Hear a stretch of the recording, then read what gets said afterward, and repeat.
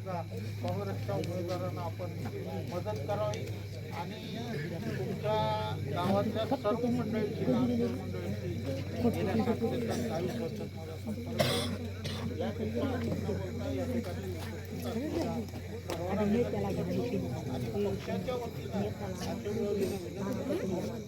या गावातल्या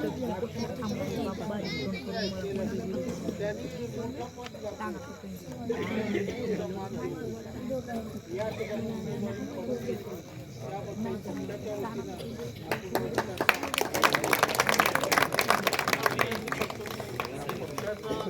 हा सन्मान स्वीकारा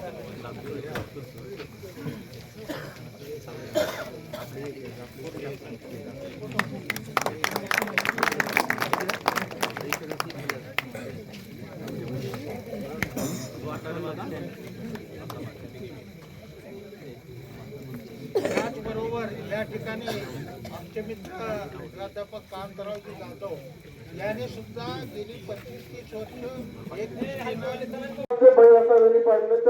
म्हणजे व निलंगेकर कुटुंबियाचे आम्ही दादासाहेबांचं भरपूर प्रेम माझ्या वडिलांवर होतं, तसंच भैयासाहेबांचंही प्रेम आहे, तसंच माझ्यावर आहे, यापुढेही राहणार आहे, याचा मला साथ अभिमान आहे.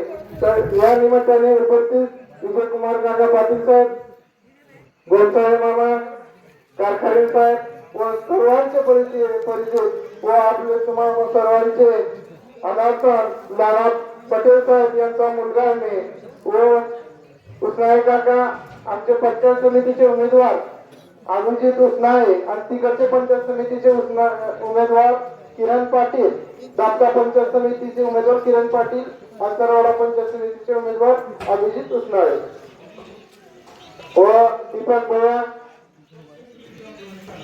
आबा, गणेश सर, वारप्पा व या ठिकाणी कान जाधव साहेबांचा मला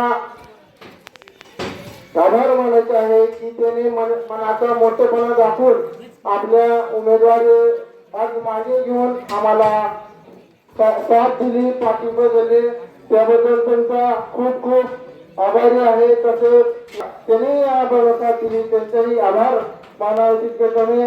या ठिकाणी जिल्हा परिषदचा होऊन आपल्या जिल्हा परिषदच्या इलेक्शनानिमित्त सर्वजण ग्राम आहेत, त्याबद्दल तुमच्या सर्वांचा मी मनपूर्वक आभारी आहे. आता येणाऱ्या 7 तारखेला तुम्ही मतदान रूपी आशीर्वाद द्या आणि एकदा संधी द्या.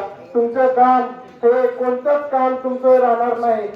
इथलं कोणत्या मंदिराचा असेल, रोड असेल, नाली असेल, कोणतेही असेल, आणि विशेष युवकांसाठी व्यसन मुक्त करू, युवकांसाठी रोजगार करू, युवकांसाठी लायब्ररी असेल, शाळा असेल, ज्या युवकांना नोकरी नाही त्या युवकांना नोकरीची सोय करू.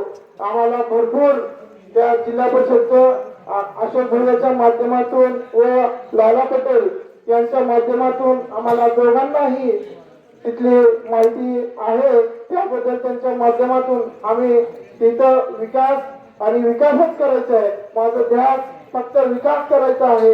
येणाऱ्या काळात तुमची जे समस्या असतील तुम्ही फक्त एका फोनवर सांगायचं, तुमचे समस्याचं समाधान तुमच्या घरापर्यंत येऊन समस्या सोडवणार. आम्हाला तुम्ही विचारू शकता, त्या समोरच्या मुलाला तुम्हाला विचारता येत नाही, त्यानं गाडीत फिरणार, त्यानं हॉस्पिटल कधी चालणार आणि तुमची सेवा कधी करणार सांगा. मला काम काय आणि माझ्या वडिलांनी काम काय, सकाळपासून संध्याकाळपर्यंत लोकांची, मतदारांची, तुम्हाला सर्वांची सेवा करायची काम आहे. आणि ज्यांना तुम्ही हॉस्पिटल कधी चालणार आणि तुमची सेवा कधी चालणार, त्याच्यात काहीच त्यांचं ही पिंडच नाही. त्यांना उघड बळजबरीने आणून तुमच्या समोर दिले